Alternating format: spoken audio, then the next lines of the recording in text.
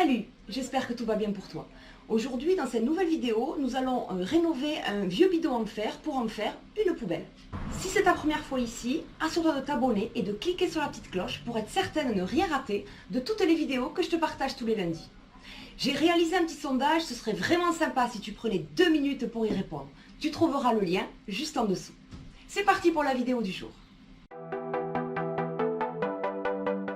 Je commence par poncer mon bidon avec du papier de verre grain 180. C'est un abrasif à grain fin.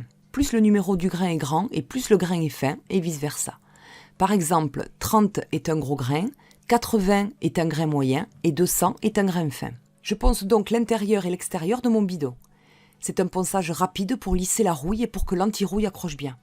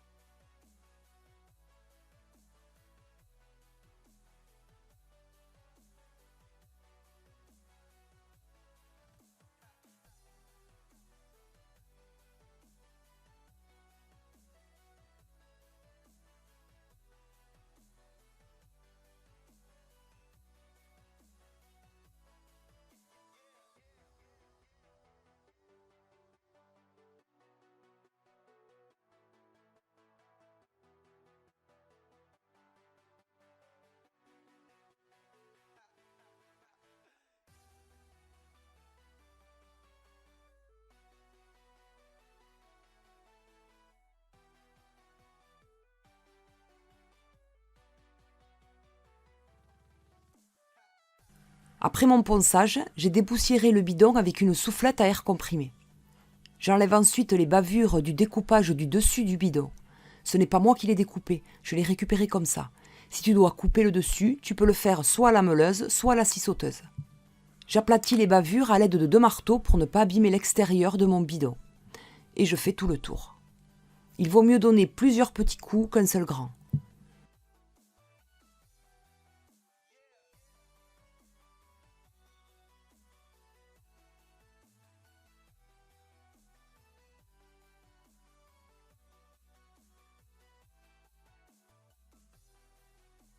Je passe une première couche de laque anti-rouille noir à l'intérieur et dessous mon bidon.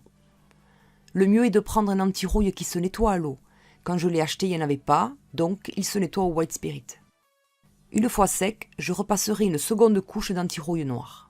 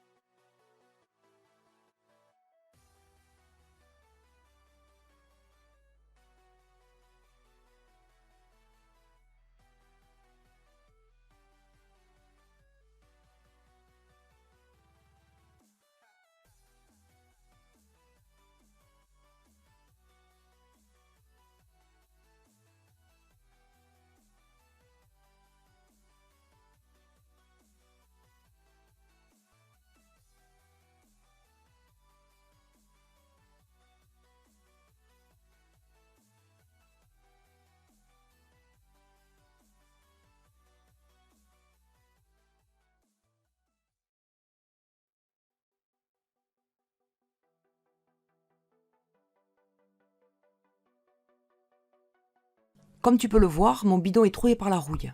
Je vais devoir renforcer le fond avec des disques de bois.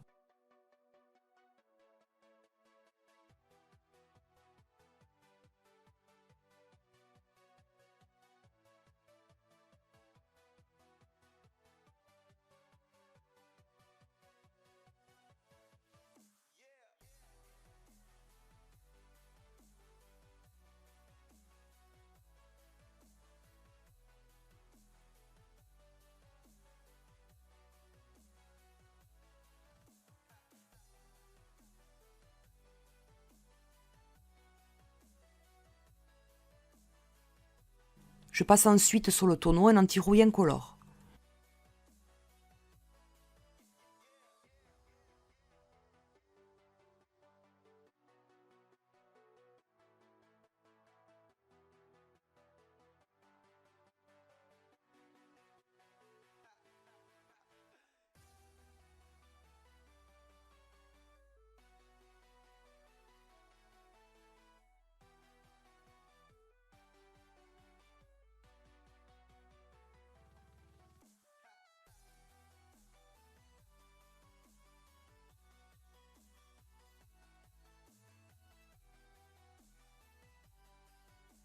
Une fois sec, je passe une couche de vernis anti-rouille incolore mat.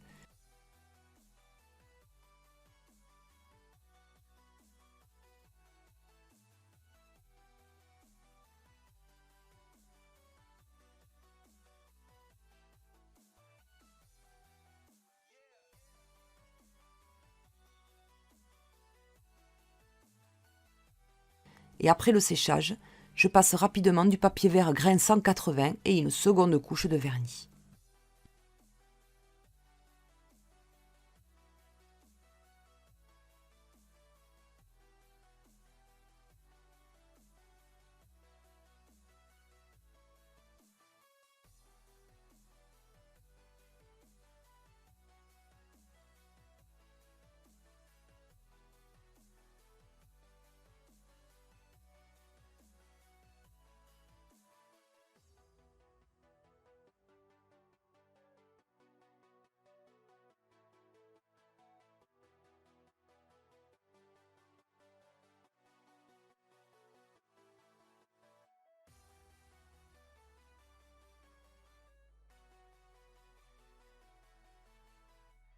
Comme je te l'ai dit tout à l'heure, je vais faire 2 disques de bois pour renforcer le fond de mon bidon.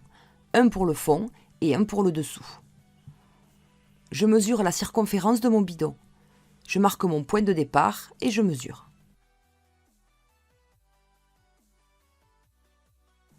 Je divise par 2 cette circonférence, soit 112,3 divisé par 2, ce qui me fait 56,15 cm.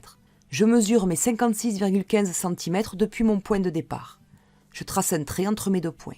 Je mesure et j'obtiens le diamètre de mon bidon extérieur, 35,5 cm. Je fais la même chose pour l'intérieur de mon bidon. Je marque mon point de départ et je mesure la circonférence.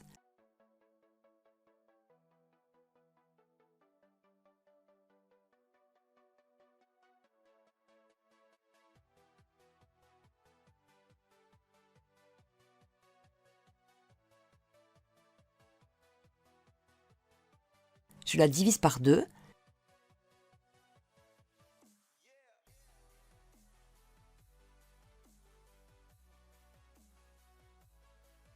Cette fois-ci, je ne peux évidemment pas tracer mon diamètre, donc je le mesure et j'obtiens un diamètre de 34,2 cm. Après avoir divisé mes diamètres par 2 pour trouver le rayon, je les trace sur mes compas. Je te mets le lien de la fabrication de ces compas dans le petit i juste au-dessus. Un seul compas ne me suffit pas.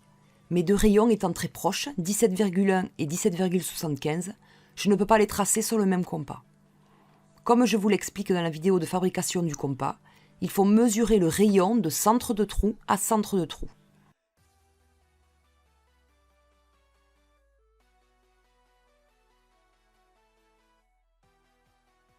Je trace ensuite mes 2 cercles.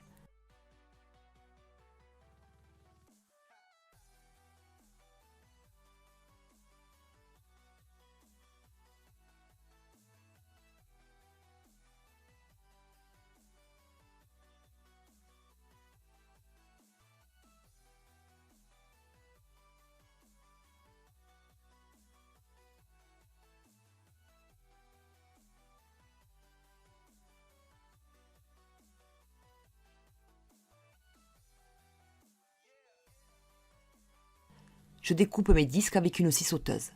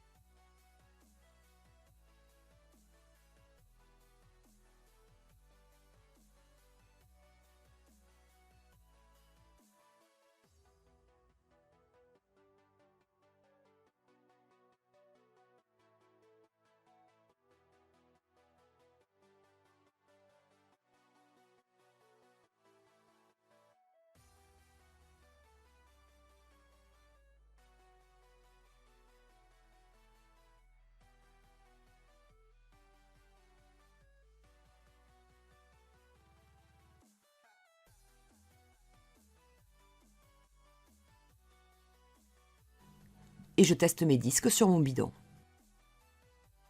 Au fond de mon bidon, il y a un tuyau d'évacuation. Je dois réaliser le découpe dans mon disque pour qu'il soit bien à plat au fond. Mon tuyau fait 3,5 de large par 9 de longueur. Je trace mon encoche. Je trace le rayon et je trace ensuite la moitié de 3,5 cm de part et d'autre de mon rayon, en haut et au centre du cercle.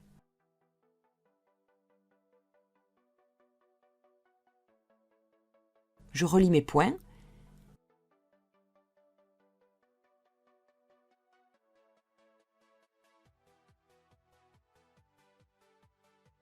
Et je trace la longueur, soit 9 cm.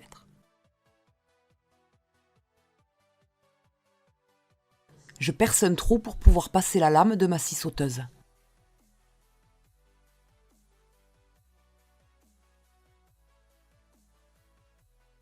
Je découpe mon encoche à la scie sauteuse.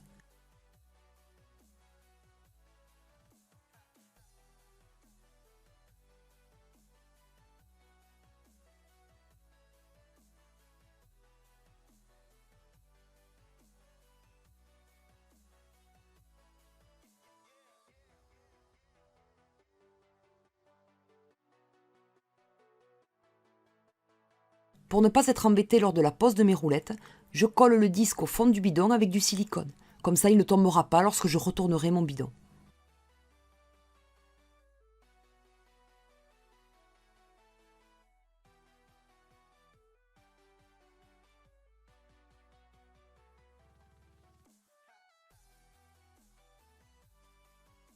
Je fais le traçage pour mes roulettes.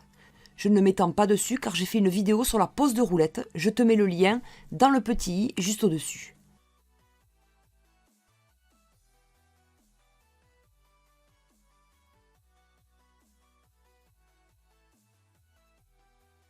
Tu fixes ensuite tes roulettes.